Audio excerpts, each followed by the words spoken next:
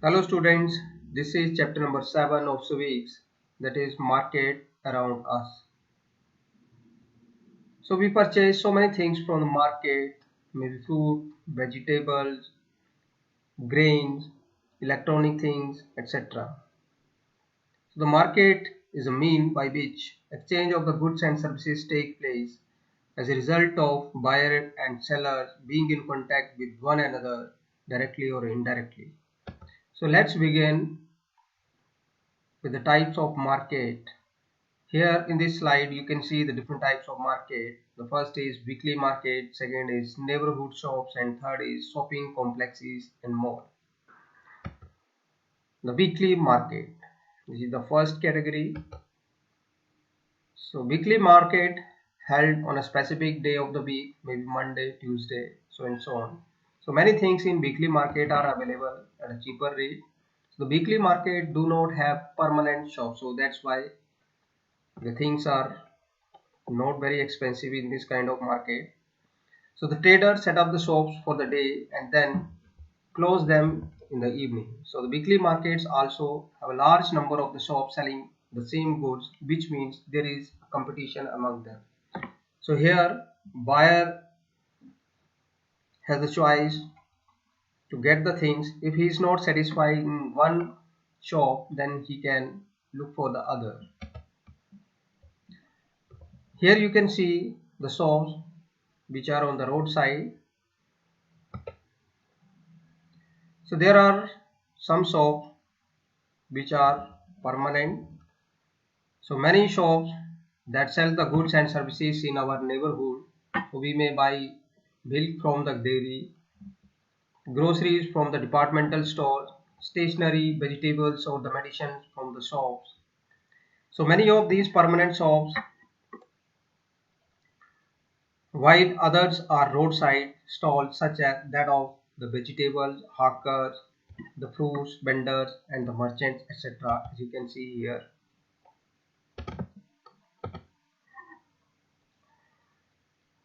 Next is regarding the shopping complexes and mall.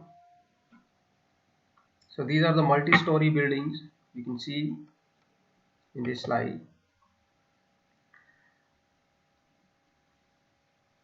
So mainly these kind of market exist in the urban area. So they may have many shops, popularly called the shopping complexes. So these days in many urban areas you also have large multi-story air conditioned buildings with a shop on different floor known as mall.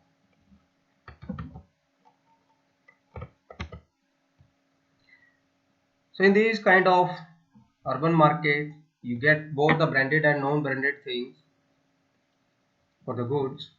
So the branded goods are very expensive, so often promoted by the advertising and the claim of the better quality, as we have already discussed in the previous chapter.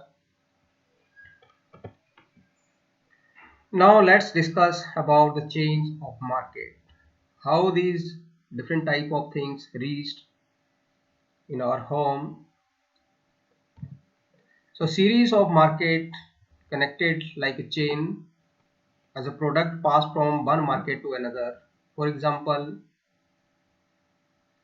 if the farmer want to get fertilizer, then it will come from the factory and then finally reach to the farmer. So these are the source you can see here: factory, farm, and houses.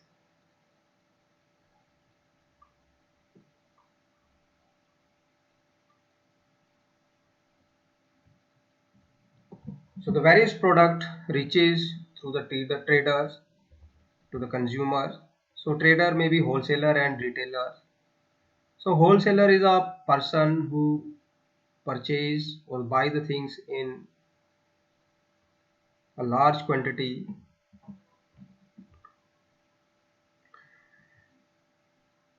while the retailer is a person who purchase the things and sell directly to the consumer or the customer.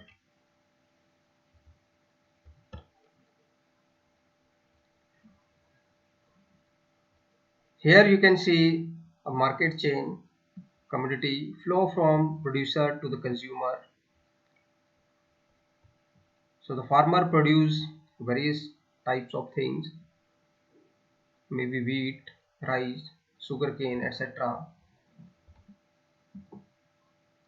So here you can see the person is processing these kind of things into finished good, then wholesaler will buy the things, and finally the retailers, and in the last it will reach to the customer.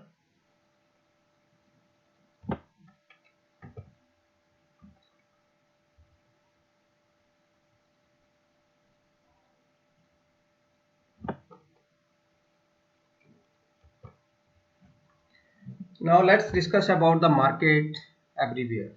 So we are surrounded with the market. So market not exist on a particular place, but you can place your order through internet. As we know that we are residing in the digital age, so with the help of cell phone you can place your order.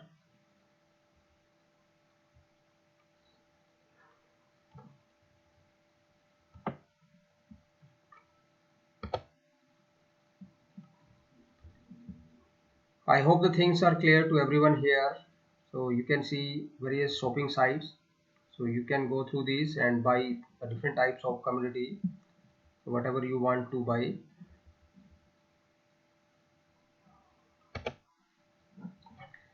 Next topic is markets and equality. So in this chapter we have looked at the shop owners in a weekly market and those in the shopping in complexes.